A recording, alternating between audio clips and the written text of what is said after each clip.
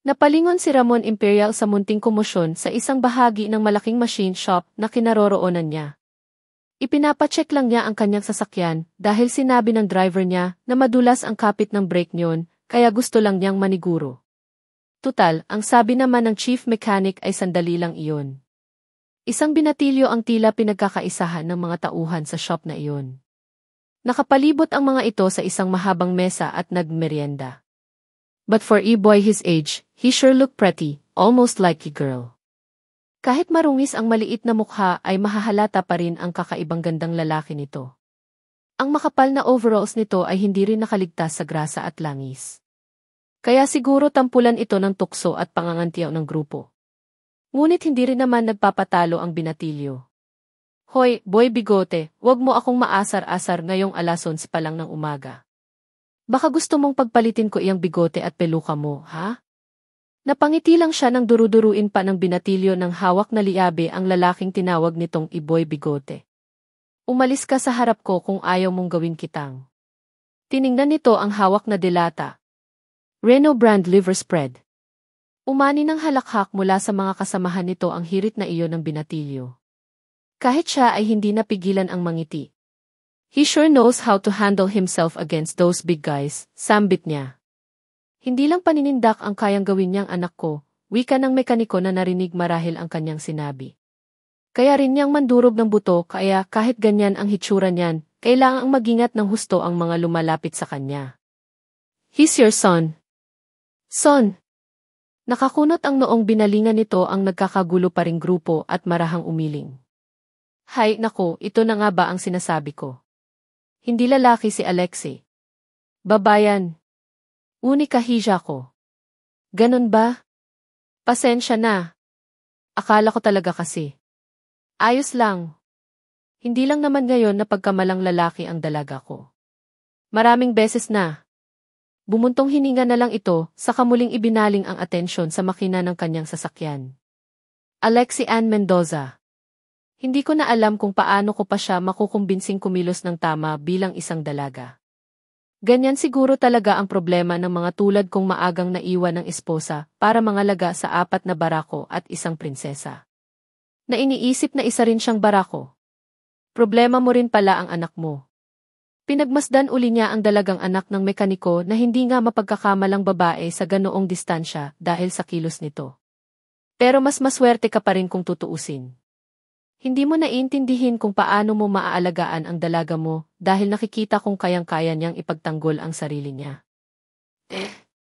Second degree black belt na iyan sa taekwondo kung hindi nga lang iyan naakit ng amoy nitong talyer namin, baka miyembro na siya ng Philippine Taekwondo team. Kaya lang, iyan din ang pinanggagalingan ng problema ko.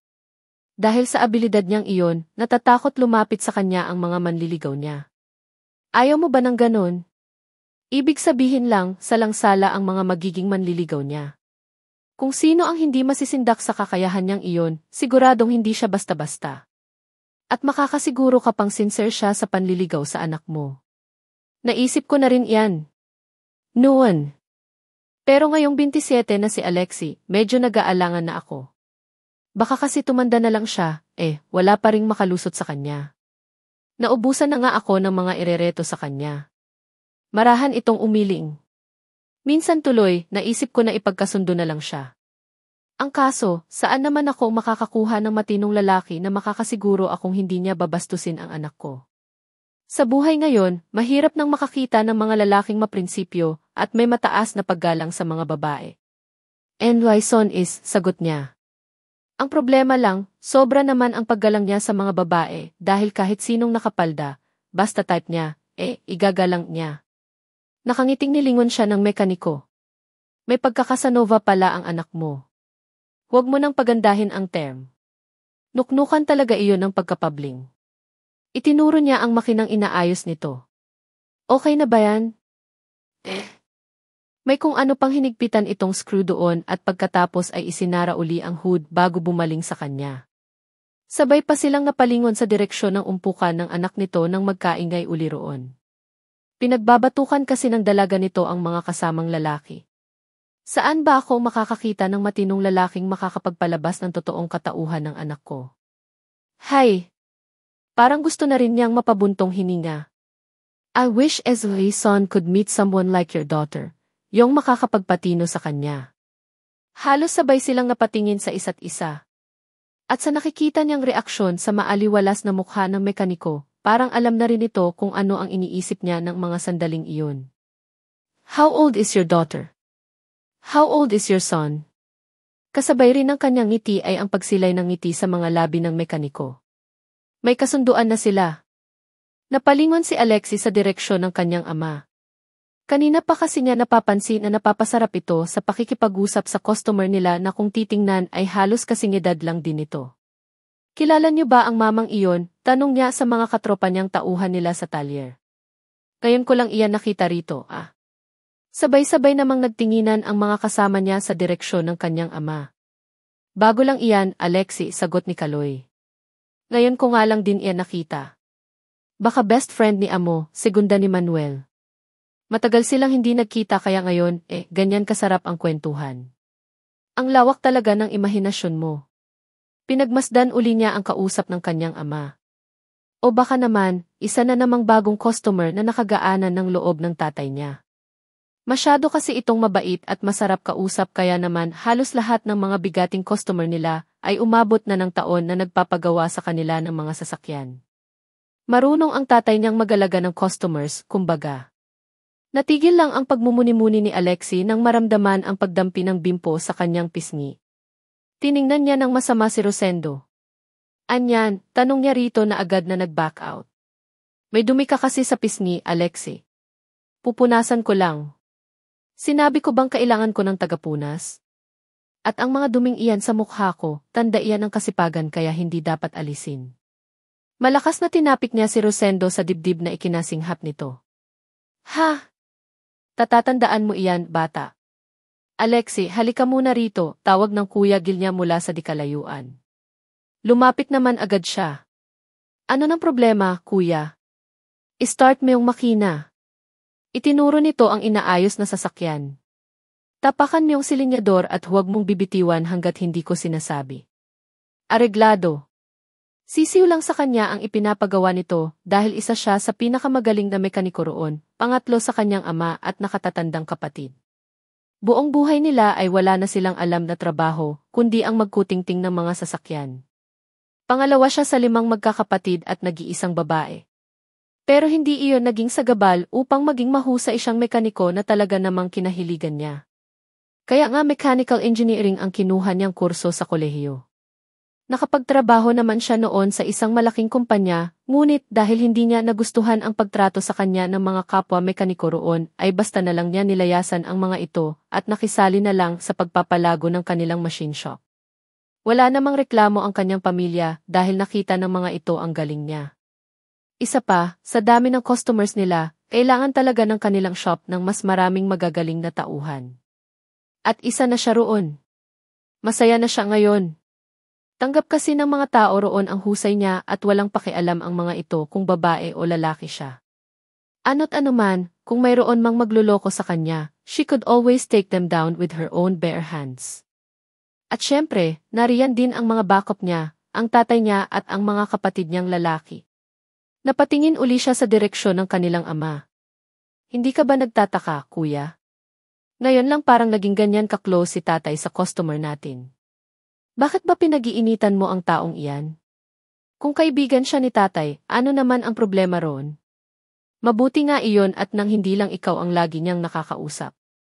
Kung ano-anong kalokohan lang naman kasi ang natututuhan sa iyo ni tatay. Medyo naninibago lang naman kasi ako, kuya. Na may kaibigang malinis si tatay? Hindi porke nadudumihan tayo sa trabaho natin, wala na tayong karapatang makipagkaibigan sa mayayaman. Tandaan mo, mayaman din tayo. Hindi lang halata. Alam ko na iyan, kuya. Kaya huwag mo na akong sermunan. Kung ganon, huwag ka na ring makialam pa sa affairs ni tatay. Kung gusto niyang makipagkaibigan sa mayayaman, bahala na siya. At ikaw, intindihin mo na lang ang pagtapak mo sa silinyador, dahil kapag hindi mo pa tinigilan iyang pag-usyoso mo sa kanila, ikaw na ang tatapakan ko. Kung kaya mo. Sinunod na rin niya ito. Hindi piko ng kuya niya pero pagdating sa trabaho ay seryoso ito. Sa madaling salita, malilintikan siya kapag hindi nito nagawa ng maayos ang trabaho nito nang dahil sa kanya. Alexi, ipinapatawag ka ni Mang Oka, wika ng isa sa kanilang mekaniko na lumapit sa kanya. Puntahan mo raw siya roon pagkatapos mo rito. Sige na, Alexi, utos ng kuya niya. Tapos ko na rin namang ayusin ito. Okay. Curious na rin kasi siyang makilatis ng husto ang lalaking kausap ng kanilang ama. Paglapit niya ay nabaling sa kanya ang atensyon ng lalaki. She must admit, wala naman siyang nararamdamang masama sa aura nito. Mukharing mabait ito, lalo na nang umiti. Marahil, noong kabataan ng lalaki ay gwapo ito, dahil kahit ngayon niyang maedad na ay nahahalata pa rin iyon sa mukha nito. But then again, looks could be deceiving. At ayaw niyang magpa-deceive. Tay, bakit po? Nilingon siya ng kanyang ama. Anak, ito nga pala si Amy Ramon Imperial. Bago lang siyang customer pero dahil nagustuhan niya ang serbisyo ng talyer natin, sinabi niyang magdadala pa siya rito ng mga kakilala niya para dito na lang magpaayos ng mga sasakyan nila. Ganun ba, Tay? Binalingan niya ang lalaki. Kumusta ho? Kakamayan ko sana kayo kaya lang marumi ang mga kamay ko, eh. Kaya kumaway na lang siya. Sana nga ho, magdala pa kayo rito ng mas maraming customer para yumaman pa kami ng husto. Tumawa lang si Miss Imperial. Palabiro ka pala, Hija. Hindi naman ho gaano. Pero sana nga ho, tuparin ninyo ang ipinangako ninyo sa tatay ko.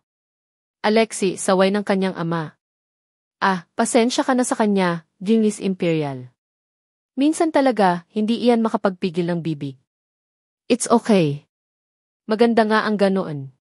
Hindi na kailangan pang mag-isip kung ano ang iniisip niya. Kaaya-aya pa rin ang ngiti ng mayedad na lalaki. At maganda rin siya. Lalo na sa malapitan. Napalitan ng pagdududa ang tingin niya kay Ramon Imperial. May gusto ba ito sa kanya? Ibinebenta ba siya ng tatay niya rito? Tila nakahalata naman ang matanda dahil tumawa ito. You're really cute, Hija. Kapag nakita ka ng binata ko, siguradong magugustuhan ka noon. Binata. Nako, hindi ho ako pumapatol sa kabaro ko. Pasensya na ho. Bumuntong hininga na lang ang kanyang ama, tila ba sinasabing see what I mean. Hinarap na lang niya ang kotse. Ano ba ang problema nito, Tay? I-check mo ang under chassis. Ayos naman ang brake. Pero mas mabuti nang ma-check natin ng maayos ang lahat para wala ng problema. Nakakahiya naman sa bago nating customer kung aalis siyang hindi sigurado ang sistema ng sasakyan niya. Okay. Lumusot siya sa ilalim ng sasakyan gaya ng utos ng kanyang ama. Lahat ng madalas na nagiging problema sa bahaging iyon ng mga sasakyan ay ininspeksyon niya ng maigi. Hindi na siya nagtanong pa dahil kilala niyang maingat naman talaga ang kanyang ama pagdating sa mga sasakyang inaayos ng kanilang talyer. Kumbaga sa planta may quality at security check. Or something like that. Napatingala lang siya nang marinig ang pagdating ng isa pang sasakyan. Nakita niyang umibis mula roon ang isang lalaki. Hindi niya nakikita ang mukha nito dahil naroon siya sa ilalim ng sasakyan. Ang nakikita lamang niya ay ang suot nitong itim na slacks at sneakers. Wala siyang alam sa tamang pag-aayos ng mayayamang lalaki dahil ang mga kapatid niyang lalaki ay hindi naman nagsusuot ng slacks. Pero parang hindi naman talaga bagay na naka-sneakers pagkatapos ay naka-formal suit. Teka, bakit ko ba pinag-aaksayahan ng panahon ang sapatos niya? Tanong niya sa sarili. Pakialam ko naman kung iyon talaga ang trip niya. Ipinagpatuloy niya ang pag-inspeksyon sa chassis. Oh pa, what happened to your car? Hindi niya naiwasang matigilan ng marinig ang boses. She was never the type to notice a guy's voice. This time, though, she just couldn't help but take notice of that rich baritone voice. Masigla kasi ang boses at parang gwapo sa pandinig niya. Ano ba naman itong pinag-iisip ko? Pabulong na tanong niya sa sarili. At dahil lang sa boses. Ang babaw. Napailing na lang siya, saka ibinaling na ang atensyon sa ginagawa. Kaunting inspeksyon na lang naman ito, Hijo. Hindi ka na sana nagabala pang magpunta rito. I just wanna make sure you're okay, pa. Hijo, minor problem lang ang nangyari sa sasakyan ko. I'm fine. Hindi naman kami na aksidente ni Gimo. You can go back to your office now. Actually, I'm on a date. Pero kinansela ko na iyon para mapuntahan kayo rito. Anyway, hayaan nyo na lang iyang sasakyan ninyo. Huwag na ninyong ipagawa. Ibibili ko na lang kayo ng bago. You don't have to do that. I want to, pa. Isa pa, ngayong nakatapak na ng talyer iyang kotse ninyo, siguradong kahit ayusin iyan ay magpapaulit-ulit na lang ang sira niyan. Pukpukin kaya niya ng liyabe ang paa ng lalaki. Hindi na iginalang ang kanyang ama na kaharap lang nito. Samantalang pinaghirapan ng kanyang ama ang kotseng iyon. At heto pa nga siya sa ilalim ng chassis, dahil gusto ng tatay niya na i-double check ang kalagayan ng kotse bago release. Pagkatapos, sasabihin lang ng ugok na lalaking iyon na wala ng pag-asa pang tumino ang sasakyang hinawakan nila. Octavius Machine Shop is the best, narinig niyang wika ni Miss Imperial. There's no need to change the car. Good as new ang mga sasakyang nanggagaling dito sa amin kapag ipinaayos, Hijo, segunda ng kanyang ama. In fact, dino-double check na nga ngayon ng anak ko ang kotse ng iyong ama, para lang makasigurong wala nang magiging aberya pa ang sasakyan niya. Once na naipagawa na ang isang sasakyan, magiging madalas na talaga ang dalaw niyan sa mga machine shop. No offense meant, sir. Ayos lang iyon, Hijo. Pero sa kanya, hindi ayos iyon. Sumusobra na ang lalaki. Tiningala niya ang kinaroroonan nito sa harap ng kotse at nakita agad niya ang sneakers nito. Naniningkit ang kanyang mga mata nang hawakan ang mga paa nito at iyon ang ginamit niya upang mailabas ang sarili mula sa ilalim ng kotse. Naramdaman niyang nagulat ang lalaki, ngunit hindi niya ito binitiwan hanggat hindi siya nakakalabas ng sasakyan. Pagkatapos ay tumayo siya at ipinunas ang kamay sa kanyang pawisang noo. Nang balingan niya ang lalaking nawala ng imik, sinalubong siya ng napakagwapo, ngunit nakakunot ang noong mukha. Ito ang mayabang na ugok na nanlait sa shop nila. He was too tall for her height of 5'3". Kaya nga nakatingala pa siya sa lalaki habang pinagmamasdan ito. Pero wala siyang balak na magpatalo rito. He insulted her father and the very thing her father loved most. Ikaw ba yung nagsabing hindi marunong gumawa ng nasirang sasakyan ang tatay ko? Tanong niya. Lalong napakunot ang noo ng lalaki. Alam kong mayaman ka. Siguro nga, langis ng Saudi ang ipinanliligo mo. Pero kung hindi mo ako kayang talunin sa pag-aayos ng mga sasakyan, wala kang karapatang magsalita na parang walang silbi ang machine shop namin sa mga nasisiraan ng sasakyan. Patuloy lang na nakamasid sa kanya ang lalaki. Ang akala nga niya ay hindi na ito magsasalita pa nang tingnan nito ang suot na sneakers. You messed up the pants. And in by shoes. So, clean them. Nang mga sandaling iyon, opisyal nang idineklara ni Alexei na kaaway ang lalaking ito. Jonathan, huwag mo siyang utusan ng ganyan. Okay lang ho, Miss Imperial. Talaga namang nadumihan ko ang sapatos niya. Sininyasan niya ang lalaki. Hubarin mo ang sapatos mo, saka ko lilinisan. Umupo ang lalaki sa hood ng kotse ng ama nito at hinubad ang sapatos. Napansin pa niya ang ngisi sa mga labi nito nang ibigay sa kanya ang mga sapatos. Ako pa ang tinalo mo? Ngayon, tikman mo ang ganti sa iyo ng tadhana na naggangalang Alexei Ann Mendoza.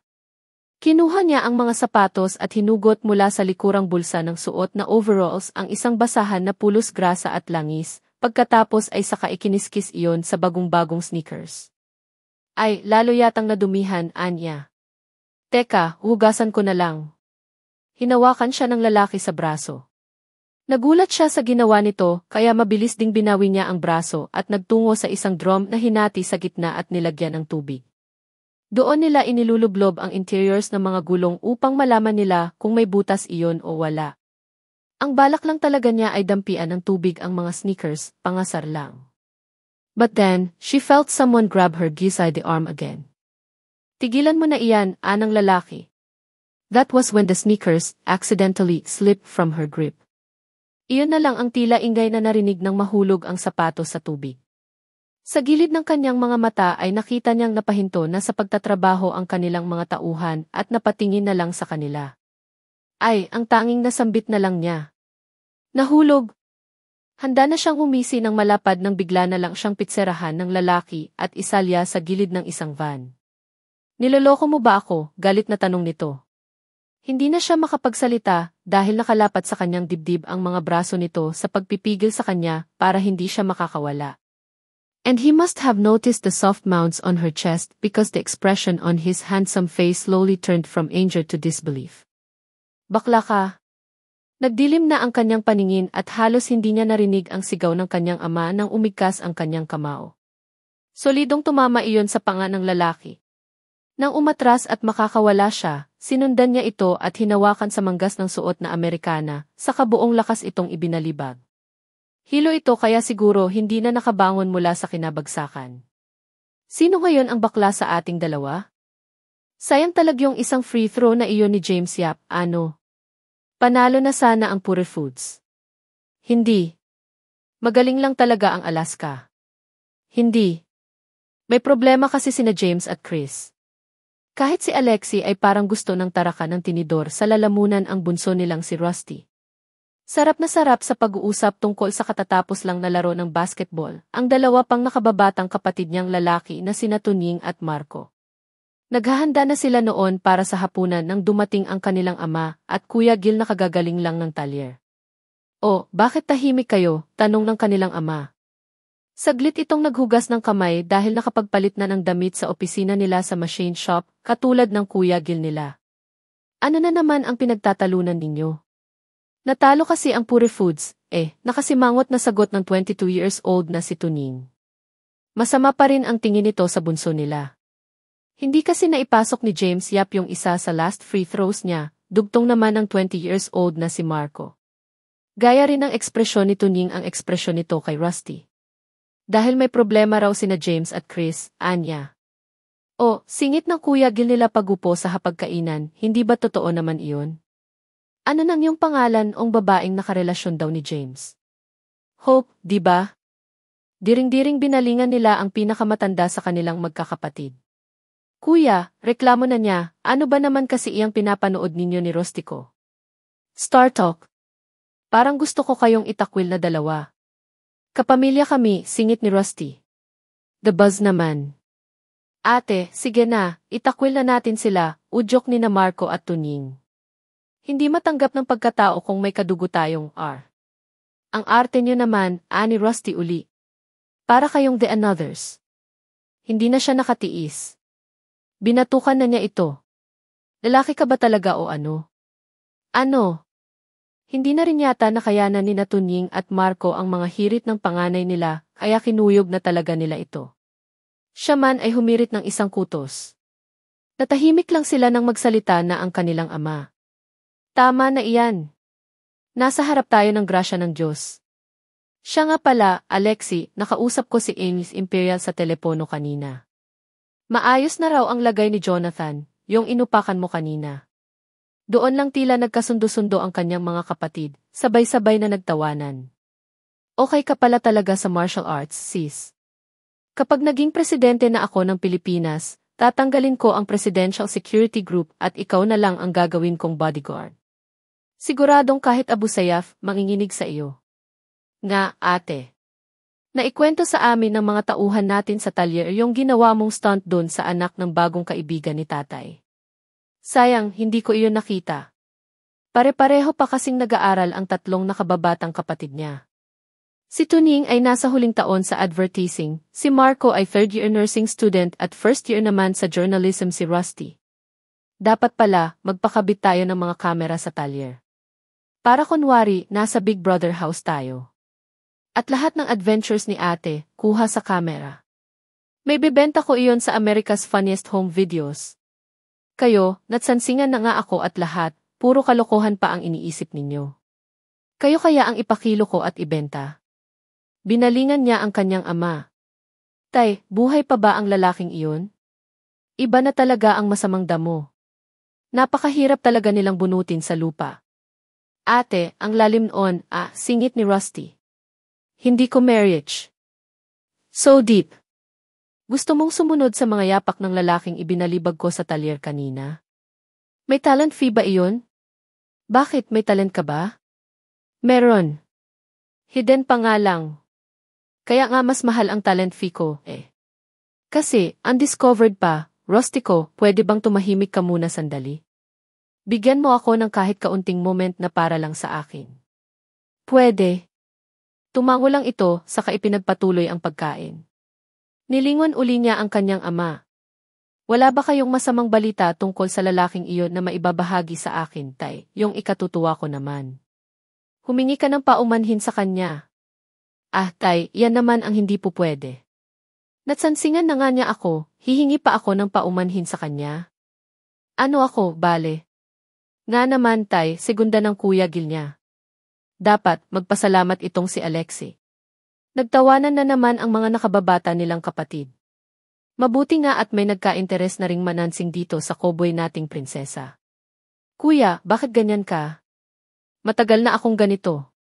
At saka mabuti na nga ang mga nangyari sa iyo kanina.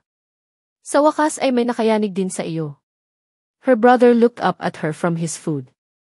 No offense meant, sis. Pero talaga nga naman kasing mukha kang lalaki sa hitsura mo.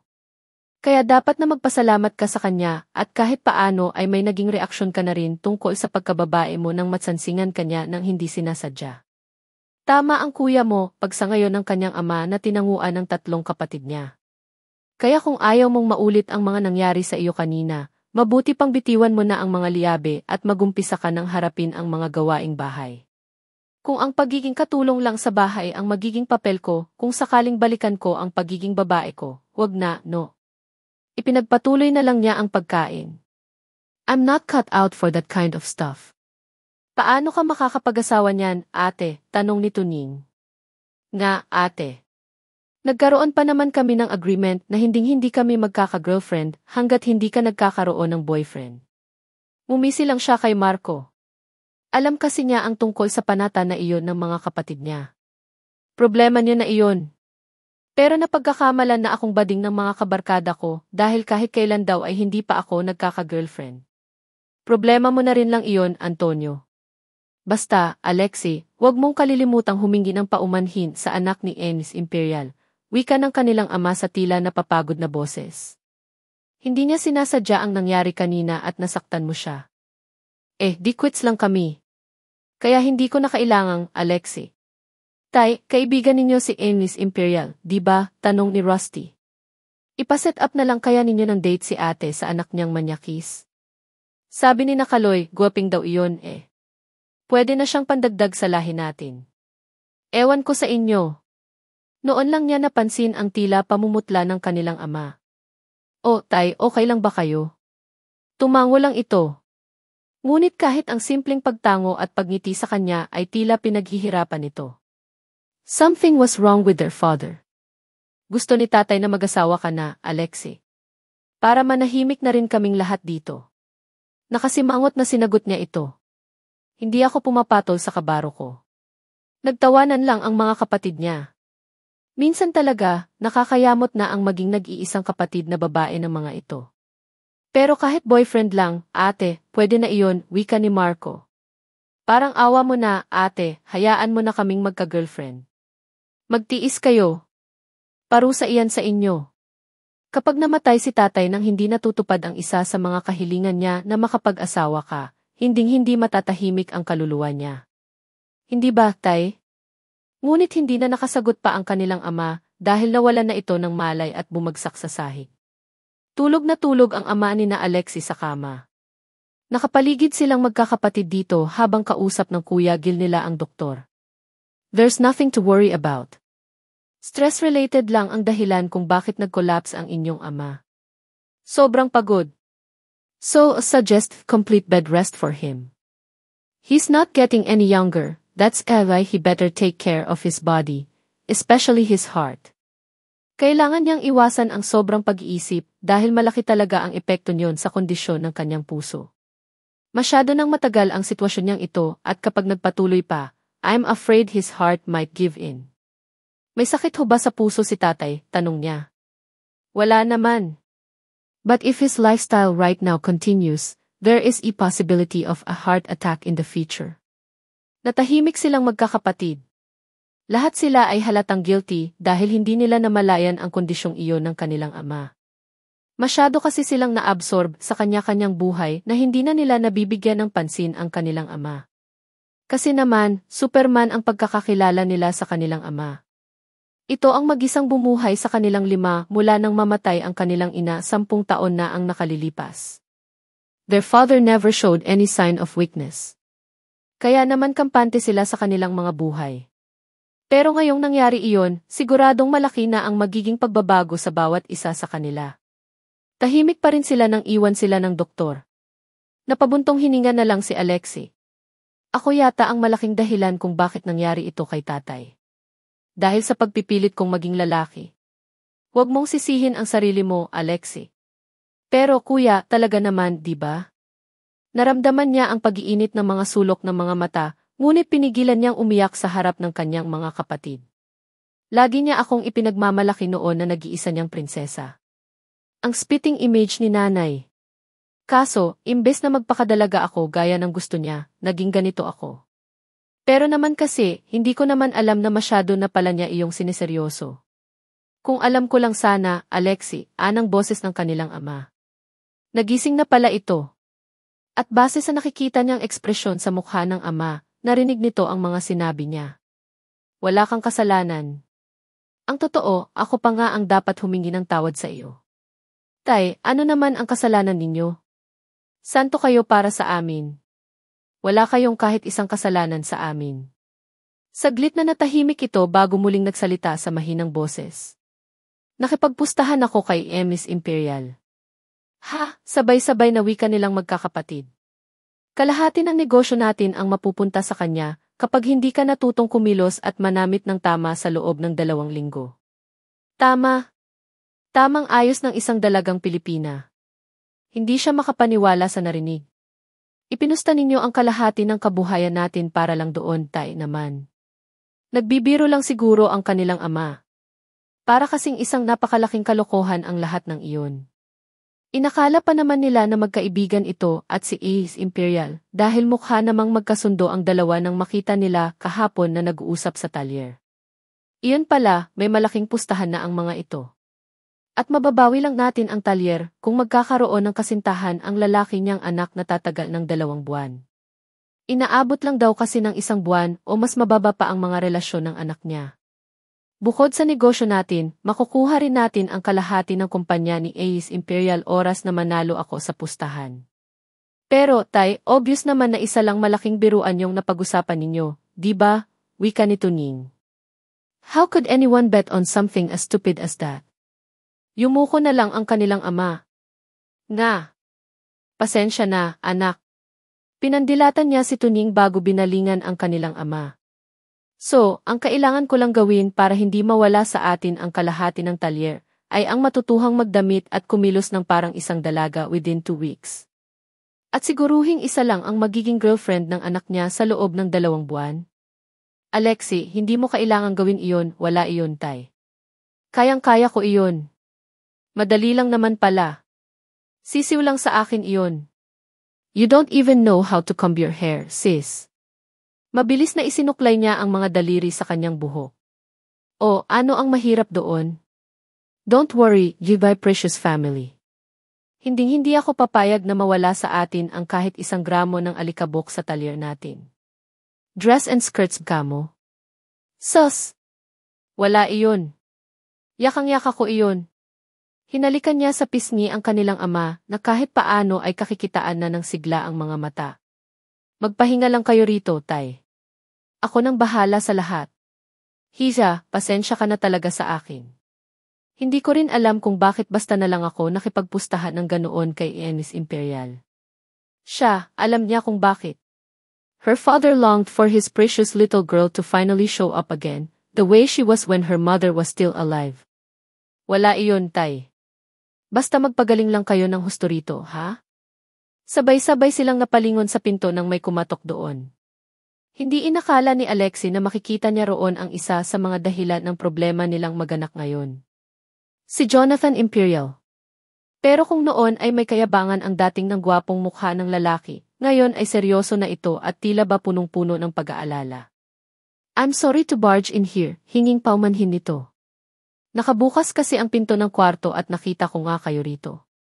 Dumako ang tingin ito sa kanyang ama. Kumusta ho? Ayos lang, Hijo. Medyo nagkaroon lang ng kaunting aberya sa kalusugan ko. Kumusta na nga pala ang tatay mo? Nagpapahinga na ho siya sa kwarto niya sa kabila. Kwarto.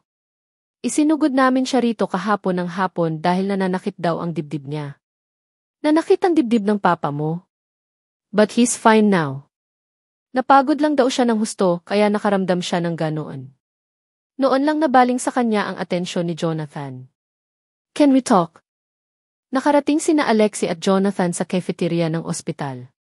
Ilang minuto na silang naroon, ngunit hanggang sa mga sandaling iyon ay tahimik pa rin silang nagtititigan lang. At gaya ng unang beses na mapagmasdan niya ang mukha ni Jonathan, pareho pa rin ang description niya roon. He was handsome, all right. Maganda ang mga mata nito, tila may natural na eyeliner. Matangos din ang ilong nito at napakaganda ng korte ng mga labi. Lalo pang na-emphasize ang gwapong mukha nito dahil sa mahabang buhok. Kahit ang pagdadala ng Amerikana na tila wala naman itong pakialam kung lukot man iyon ay hindi nakabawas sa malakas na dating nito. Obviously, si Jonathan ang tipo ng taong hindi mababaliwala kapag napunta sa isang malaking pagtitipon. He would always stand out in the crowd not only because of his overrated good looks, but because of his overwhelming presence as well. He could command attention without effort. Pasimpleng sinilip niya ang sapatos nito. Suot pa rin ang lalaki ang sneakers nito. Do you have problems with SY shoes? Tanong nito. Wala, palusot niya. Nababaduyan lang ako sa iyo. Naka-formal ka tapos naka-sneakers. Personal style ang tawag dyan. Baduy ang personal style mo. That was a lie. Kayang-kaya naman kasi nitong dalhin ang sneakers kahit naka-formal attire. Sinabi lang niyang baduy ito para makapangasar. Hindi ganyan ang pananaw ng mga girlfriends ko. Girlfriends talaga, with capital S. Wala sa mga naging girlfriends mo ang may taste. No wonder. You like them by sneakers. Kaya ba pinag-iinitan mo ito ng husto? Ano naman ang gagawin ko riyan? Well, you know, since you're also a guy and all, I thought, nangaasar ka ba talaga? Pabulyaw na sabi niya. Gusto mong lumipad uli sa ere gaya ng ginawa ko sa iyo noon ng una? Sabihin mo lang at madali akong kausap. Okay, let's just drop this subject. Hindi ito ang dahilan kung bakit niyaya kita rito. Natahimik na rin si Alexi. Ngunit hindi ibig sabihin ay hahayaan uli niya itong magpatutsada sa kanya. Handa pa rin siyang mambali ng buto kapag naasar siya rito. Hindi siya natatakot gawin iyon dahil nasa ospital naman sila. The doctors there could take care of her mess after she'd finished with this guy. Magpakilala na muna tayo sa isa't isa dahil mahirap ang mag-usap nang hindi natin alam ang pangalan ng isa't isa. I'm Jonathan. Inilahad nito ang kamay. And you are? Alexi, sagot niya. Tinapik lang niya ang kamay nito. Ano ba ang sasabihin mo? Pakibilisan lang at meron din akong gustong sabihin. Tiningnan lang ni Jonathan ang kamay nito, saka nagkibit balikat. I want to discuss about our fathers. Hindi ko alam kung alam mong nagkaroon sila ng some sort of bet ng tatay mo. Sa tingin ko, isang malaking kalokohan lang iyon. Pero nang maapektuhan ang kalusugan ng papa ko, dahil sa sobrang pag-iisip sa bagay na iyon, hindi ko naiwasang mag-alala kahit pa sinabi ng doktor na stress-related lang ang dahilan ng pananakit ng dibdib niya kagabi. Go straight to the point. He wants me to make you real woman in every sense of the word. Iyon ang ipinusta niya. He got worried that he might lose half of the company for it that his heart gave in. Matagal nang may problema sa puso si Papa at ngayon lang iyon lumala ng husto. Bumuntong hininga ito at hinilot ang pagitan ng mga mata. It was just a stupid bet between two old men. Pero kung ganito ang hatid nito sa sarili kong ama, seseryosuhin ko ito. Nawala ang anumang bahid ng kalokohan o pangaasar sa gwapong mukha nito nang balingan siya. Tila ba hinahamon siyang kontrahin ang mga sinabi nito. Pareho lang naman pala tayo ng iniisip, wika niya. Halata sa hitsura ni Jonathan ang pagtataka. Nasabi na rin sa amin ni tatay ang tungkol sa pustahan nilang iyon ng tatay mo. At wala rin akong balak na baliwalain iyon dahil iyon din mismo ang dahilan kung bakit nandito ngayon sa ospital ang tatay namin. Kung ganon, nag-confess na rin pala sa iyo ang father mo. Hindi na tatagalan ng tatay ko ang maglihim sa amin. Saglit na hindi sila nagimikan. Tinantiyan niya ang pagkatao ni Jonathan. Hindi pa rin niya gusto ang lalaki dahil sa mga ipinakita nito sa kanya nang unang beses silang magkaengkwentro. Ngunit batid din niyang wala rin siyang ibang makakatulong na malutas ang problema ng kanyang ama kundi ito. Tinitigan niya si Jonathan. Ayokong mawala sa amin ang tatay ko. Masyado pa siyang bata para mamatay ng dahil lang sa isang simpleng pustahan. Kapag tumawa ito, hindi siya mangingiming manipa. Pero mabuti na lang at hindi na niya kailangan pang gawin iyon. Sineryoso naman kasi nito ang sinabi niya. Ayoko ring may mangyaring hindi maganda sa papa ko. Ako lang naman ang dahilan ng problema niyang iyon kaya gusto kong bumawi. So, gusto mo bang makipag-compromise? What are the terms? Ano ba ang ipinusta ng tatay mo? Kalahati ng negosyo namin ang mapupunta sa inyo kung hindi ako matututong kumilos at manamit na akma sa mga gaya kong dalaga. Ako, kailangan kong magkaroon ng steady girlfriend sa loob ng 2 buwan. Hinawi nito ang mahabang buhok sa pamamagitan ng mga daliri. This presents a huge problem for me. Ayoko ng steady girlfriend. Nang hilahin uli siya ni Jonathan ay nakapaghanda na siya, kaya hindi na siya natumba pa sa kandungan nito. Napatitig ito sa kanya. He was still sitting on his seat so now, he was the one looking up at her. Sa kabila ng magulong tibok ng kanyang puso, habang patuloy na pinagmamasdan ang gwapong mukha ng binata, ay nagawa pa rin niyang salubungin ang mga mata nito. You know I can easily hurt you, Jonathan. Tinangka niyang hilahin ang braso, ngunit hindi pa rin siya nito pinakawalan. Kaya pumorma na siya bilang paghahanda na tuluyang makakawala rito. But before she could do her move, Jonathan suddenly released her arm and moved swiftly in front of her, capturing her face in his hands at the same time. Nakangiting tumango-tango ito. Para sabihin ko sa iyo, hindi lang ikaw ang nakapag-aral ng martial arts, Alexi. Nagulat lang ako no nang una, kaya mo ako basta na lang naibalibag. Pero sa pagkakataong ito, nakapaghanda na ako. Lalong dumagundong ang kaba sa kanyang dibdib. Kailangan niyang makakawala. Ngunit sa sitwasyon nila ngayon, nagawa na ni Jonathan na pigilan ang kanyang mga kamay at mga paa kaya hindi na siya makagalaw para masipa o masuntok ito. Isa na lang ang paraan na alam niya. Hinawakan din niya ang magkabilang pisngi ng binata at iniumang dito ang kanyang mga labi. Hahalikan mo ako. Di halikan mo. Sige, halikan mo na ako. Akala mo siguro matatakot ako. Halik lang iyan, no hindi ako mamamatay riyan. Sige na. Ano pa nang hinihintay mo? Kitang-kita niya ang pagkabigla sa mukha ni Jonathan. Marahil ay hindi nito naasahan ang gagawin niya. But then again, hindi rin naman ito ang tipo ng taong umaatras sa isang hamon, kaya naman hindi pa rin mapakali ang puso niya nang ilapit nito ang mukha sa kanya. Hindi siya pumikit. Halos mabingi na siya sa lakas ng tibok ng kanyang puso. Shit! Umatras ka na, umatras ka na, umatras ka na. Hoy, bawal ang magtukaan dito sa ospital. Sabay silang napalingon sa nagsalita mula sa kabilang mesa. Noon lang din nila napansin na halos lahat na ng taong nasa cafeteria ay nakatingin sa kanila. Nakaramdam si Alexi ng hiya. Tila si Jonathan man ay ganoon din ang reaksyon dahil halos sabay na padaskol na pinakawalan nila ang mukha ng isa't isa.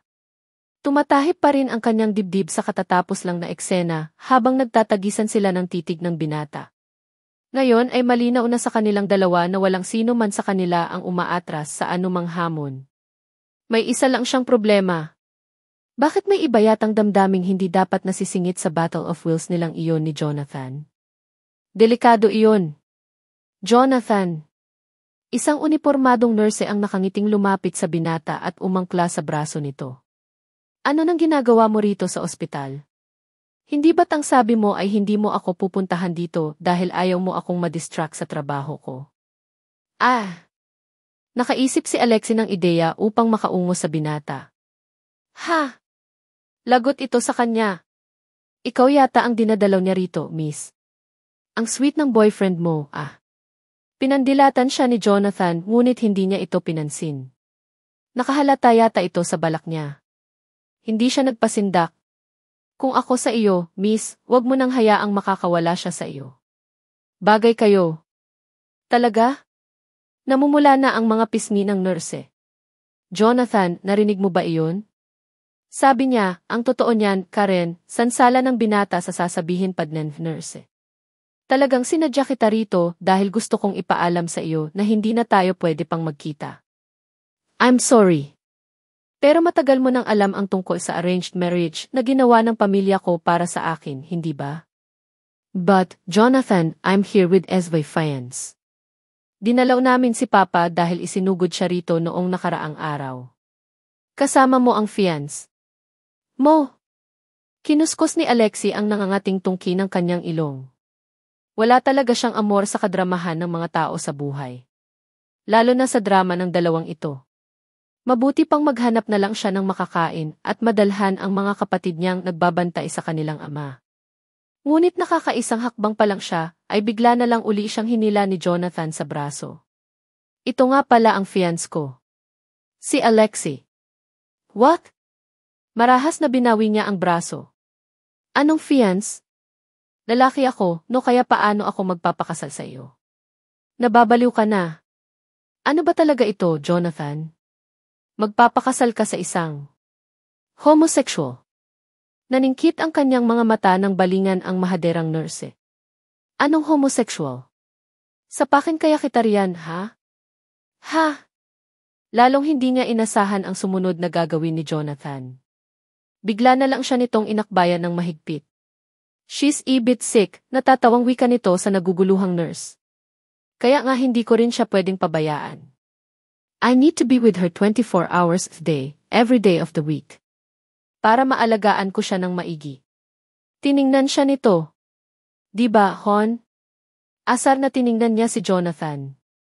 Gumaganti ang lalaki sa paglalagay niya rito sa alanganin kanina nang sabihin niyang dapat pakasalan nito ang nurse. Hanihin mo ng mukha mo, Anya, sa kasini ko ito sa tagiliran. Nang sa wakas ay makakawala siya ay binatukan niya ito ng malakas. Si Raulo. Ikaw ang si Raulo. Hindi pa man siya nakakalabas ng cafeteria nang tuluyan ay narinig uli niya si Jonathan na nagsalita. See what I mean, Karen? Kaya hindi ko talaga siya pwedeng iwan. Sige, mauuna na ako sa iyo. Sasamahan ko pa siya sa doktor niya. I really hope you understand. Naiintindihan ko. Alagaan mo siyang mabuti.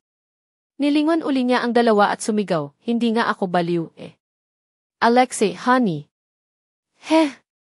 Abala na naman si Alexi sa ilalim ng inaayos na sasakyan. Nagpapahinga kasi ang kanilang ama, kaya doble na ngayon ang trabaho nila ng Kuya Gil niya. She extended a hand towards Kaloy who was assisting her with the tools she needed. Liabe, wika niyang hindi tumitingin sa kapatid. Ngunit sa halip na ang matigas at malamig na gamit sa pagkukumpuni ng sasakyan ang mahawakan niya, mainit at malambot na kamay ng kung sino ang mahigpit na kumapit sa kamay niya. Nang bumaling siya, ang nakangiting mukha ni Jonathan ang nakita niyang nakasilip sa kanya sa ilalim ng sasakyan. Hay, bati nito. Ano nang ginagawa mo rito? Dinadalaw ka. Huwag kang magpatawa. Sinubukan niyang bawiin ang kamay ngunit gaya ng dati, tuwing nahahawakan siya ni Jonathan ay hindi siya pinakakawalan agad. Bitiwan mo ang kamay ko dahil istorbo ka sa pagtatrabaho ko. May kailangan akong i-discuss sa iyo.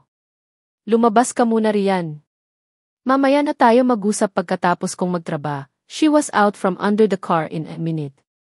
Walang kahirap-hirap kasing hinila siya nito palabas doon. Napilitan na rin tuloy siyang tumayo upang harapin ito. Ano ba sa tingin mo ang ginagawa mo? Iisang paper bag ang ibinigay nito sa kanya.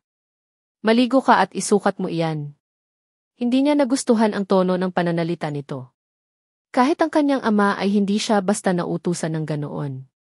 Isa pa, hindi pa nakakahingi ng tawad sa kanya si Jonathan sa ginawa nitong panggagamit sa kanya ng nagdaang araw para lang makaiwas sa isa sa mga babae nito. Humalukip-hip siya nang hindi kinukuha ang paper bag, paano kung ayokong isukat yan? Hahayaan mo bang madisappoint ang tatay mo? Si tatay?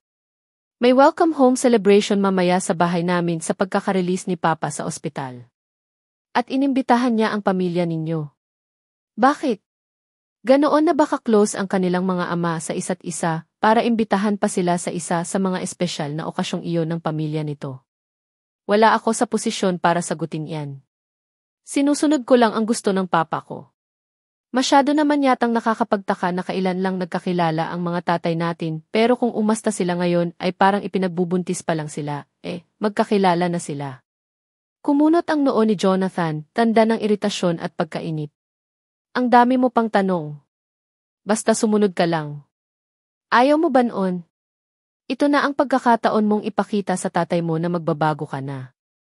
Kapag nakita kanyang suot ang damit na iyan, siguradong mababawasan ang pag-aalala noon sa pustahan nila. Iyon ang nakapagpabago sa isip ni Alexi. Kung ganoon ay nagumpisa na ang kasunduan nila ni Jonathan. Panahon na upang maging mabuting anak naman sila sa kanya-kanyang ama. Kinuha niya ang paper bag at sinilip ang laman yon. Isa lang ang napansin niyang kulay. Silky pink. Ibinalik niya iyon dito. Ayoko niyan. Galit ako sa pink. It's a sophisticated dress for a woman. At pinaghirapan ko pang itanong iyan sa mga ex ko. It's a ampersand he, so you might as well tear it on first before you throw it away. Wala akong pakialam kung ampersand he pa iyan o dindini.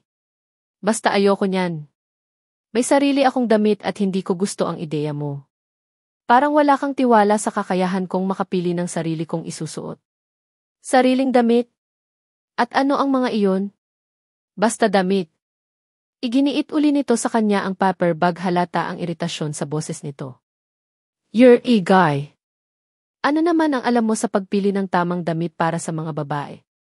Nangangati na ang kamao ni Alexi na suntukin ito sa panga. Habang tumatagal ay hindi na talaga niya nagugustuhan ang palaging pagtukoy nito sa kanya na isa nga siyang lalaki. Okay lang na pagkamalan siyang lalaki ng ibang tao. Pero pagdating kay Jonathan, parang gusto niyang saktan ito upang itama nito ang pagtingin sa kanya. Pinigilan na lang niya ang sariling gawin iyon. Hindi magandang mag-aaway na naman sila habang nasa alanganin pa ang kalusugan ng kanilang mga ama.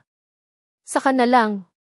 Kapag magaling na ang mga magulang nila, makakaganti rin ako sa kulugong ito. Isa pa, tama rin ito na wala siyang matinong damit pambabae sa kanyang closet. Kinuha na lang niya rito ang paper bag, magkano ba ito? Hindi kasi ako tumatanggap ng mga regalo mula sa mga manliligaw ko. Hindi naman kita nililigawan. Kaya sige, bayaran mo iyan. 260,000. Muntik na siyang masamid sa presyong sinabi nito. Ngayon, kung hindi mo naman kayang bayaran, isukat mo na iyan at nang mapalitan na kung sakaling hindi ka siya sa iyo. Tigilan mo na iyang pagrereklamo mo at nakakainip ng makipagtalo. 260,000, hindi pa rin makapaniwalang bulong ni Alexi habang patungo sa pribadong banyo sa loob ng opisina ng kanyang ama.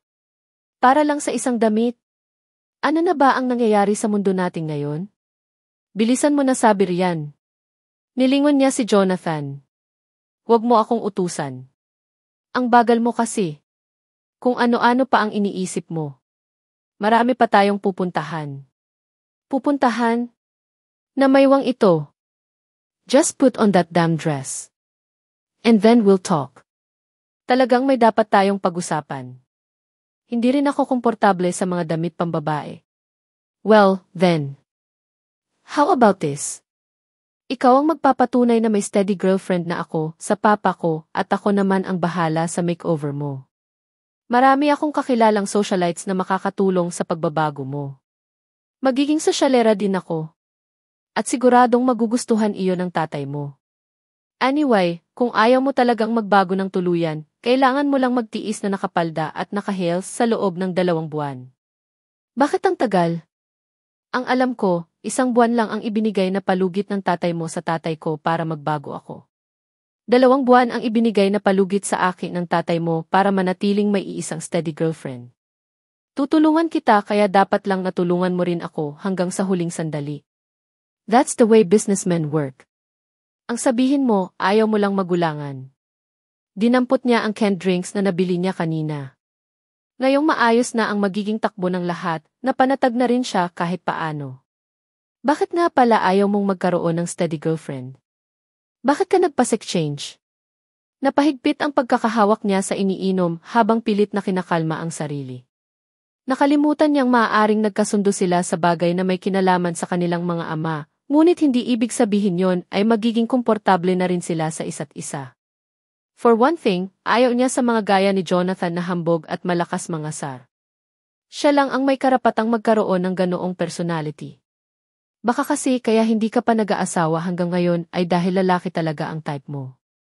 He leaned over their table and looked her in the eye. Kaya nga siguro type kita. Nawala na ng tuluyan ang pag-aalala sa mukha ni Jonathan at ngayon ay nasaksihan niya kung bakit ito binansagang playboy. When the side of his lips curved into a smile and mischief danced in his sexy eyes, anyone in the right mind would melt into him.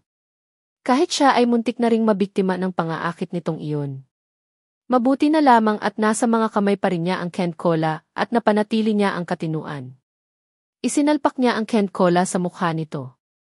Tigilan mo ako niyang pagpapakyut mo. Hindi kita type. Nagulat siya nang hawakan siya nito sa braso. Ako na lang kaya ang kikilos para gawin kang tunay na babae. I know the easiest way. Hindi ako pumapatol sa bakla. Sinubukan niyang bawiin ang braso, ngunit hindi siya nito pinakawalan. Pakibitiwan po ang kamay ko, pwede.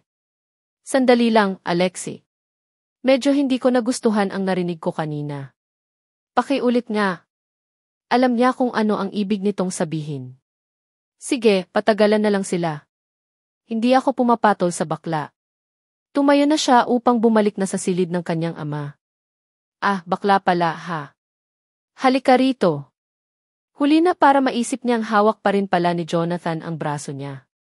Nahila na siya ng binata paupo sa kandungan nito. Saglit na nawalan siya ng lakas nang mapatitig siya sa mukha nito at maramdaman ang matatag nitong katawan. As she looked up at him, she felt something warm envelop her heart and made her see the arrogant playboy in a very different, but totally hot, way. She knew he was handsome.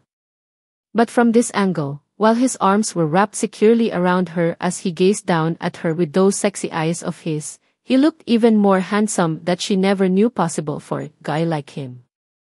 Inilapit pa nito lalo ang mukha sa kanya. Ngayon mo malalaman kung bakit hindi mo dapat sinasabihan ng bakla ang mga heartthrob na gaya ko. Sa unang pagkakataon ay nilamon ng kakaibang kaba ang napakakalmadong puso niya nang makita ang unti-unting pagbaba ng gwapong mukha ni Jonathan sa kanya. He was going to kiss her. Panic rushed through her veins. Kaya wala sa loob na naibuhos niya ang laman ng hawak pa ring Kent Cola sa likod nito. Nang maramdaman niya ang pagluwag ng pagkakahawak ni Jonathan sa kanya, ay mabilis na lumayo siya rito. Sa wakas ay nakakawala rin siya. Subalit na natiling napakalakas ng tibok ng kanyang puso. Kaya ipinasya niyang tuluyang lumayo rito dahil hindi niya nagustuhan ang kakaibang reaksyon niyang iyon sa lalaki. Pero hindi pa rin niya naiwasang gumanti bago umalis kaya nanggigigil na binatukan niya ito. Iyon nga lang, nahuli na naman nito ang braso niya. Akala mo ba, basta-basta ka na lang makakakawala pagkatapos mo akong insultuhin? Kahit lalaki ka, papatulan kita. I won't let anyone insult me that way. In the meantime, nagtungo na lang siya sa banyo at isinuot ang damit. Isang maliit na salamin lang sa first aid box doon ang may salamin, kaya hindi niya alam kung ano ang hitsura ng bestida sa kanya. But the dress felt quite nice against her skin. Malambot kasi ang tela at madulas. Tamang-tama lang din ang sukat niyon sa kanya. Hindi lang talaga niya maatim ang kulay, although hindi naman pala iyon purong pink. Pwede na. Lumabas siya ng opisina at otomatikong hinanap ng kanyang mga mata si Jonathan. Nakita niya itong nakikipagkwentuhan sa kuya niya. Ngunit nabaling sa umpukan ng iba nilang tauhan ang kanyang atensyon nang marinig ang mga ito na nagtawanan ng malakas. Ano nang nakakatawa? Biglang natigil sa pagtawa ang mga tauhan nila, ngunit halata pa rin ang pagpipigil na mapangiti. Ang mga unggoy. Ang lakas ng loob ninyong pagtawanan ako. Bakit kayo, kaya ba ninyong magsuot ng ganito, ha? Impit na nagtawanan na naman ang mga ito. Hindi na rin tuloy niya maiwasang tablan ng kahihiyan. Ito na nga ba ang dahilan kung bakit ayaw niyang subukan ang mga damit pambabae? No one would even give her chance to be a girl again. Pabalik na sana siya sa banyo upang magbihis na lang uli nang mapadako ang tingin niya sa direksyon ni Jonathan. Palapit na ito sa kanya. Ito ang dahilan ng lahat ng kahihiyan niyang iyon gayon. Kung hindi siya nito pinilit na magsuot ng lintik na damit na iyon, wala sanang magtatawa sa kanya. Ano? Pagtatawanan mo rin ako, salubong na tanong niya rito. Sige, makisali ka sa kanila. At makikita mong, kasya ba sa iyo? Hindi masikip. Komportable sa pakiramdam mo. He reached out his hand to her exposed shoulder and straightened out the twisted strap of her dress. Sa maiksing sandaling iyon ay tila naglaho ang lahat ng kahihiyang inabot niya nang dahil sa damit na iyon. He was so gentle and his gesture so sweet she just forgot she hated this guy's guts. Pagkatapos ay marahan ding idinampi nito ang hintuturo sa kanyang ilong at tila may kung anong binura doon. Maghilamos ka kasi para nagmumukha kang tao. The magic was gone as she shoved his hand away.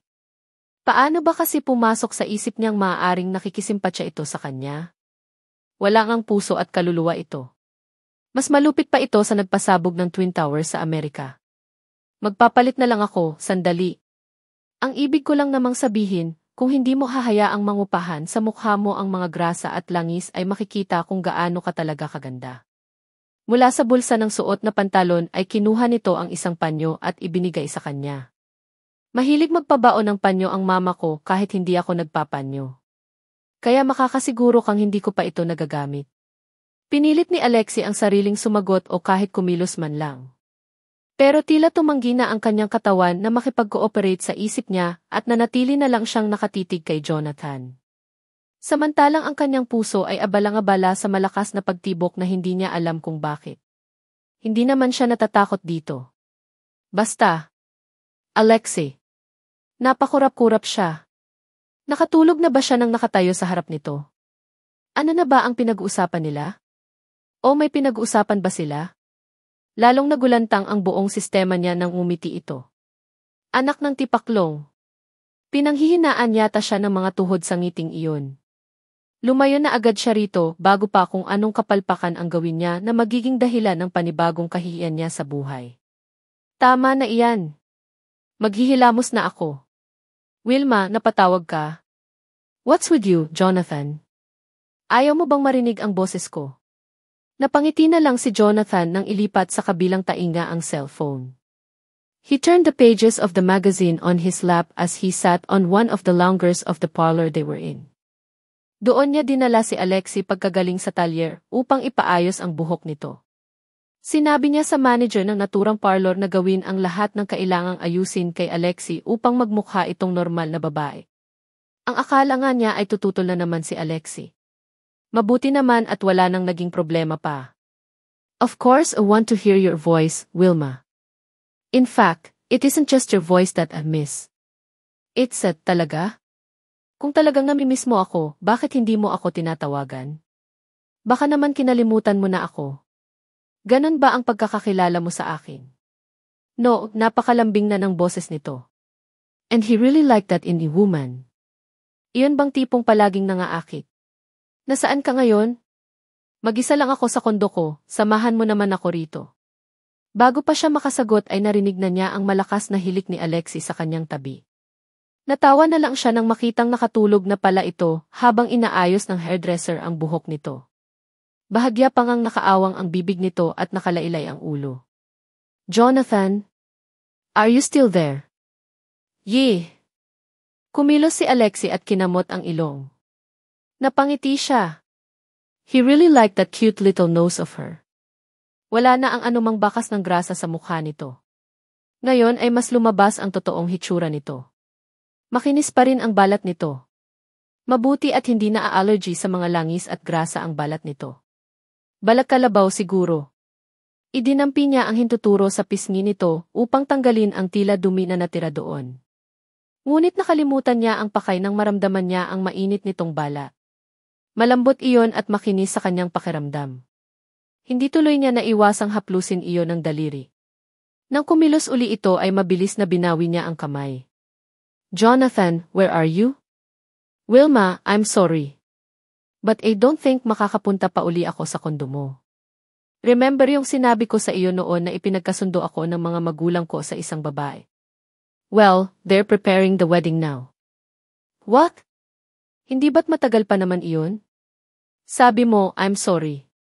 So, is this goodbye now? I guess so. Sininyasan niya sandali ang parlorista, sa kanya inayos ang nakalailay na ulo ni Alexi. Wilma, I have to go. I'm really sorry. Pero alam mo ang sitwasyon ko nang pumayag kang makipagrelasyon sa akin, hindi ba? Saglit na natahimik ito sa kabilang linya. I know.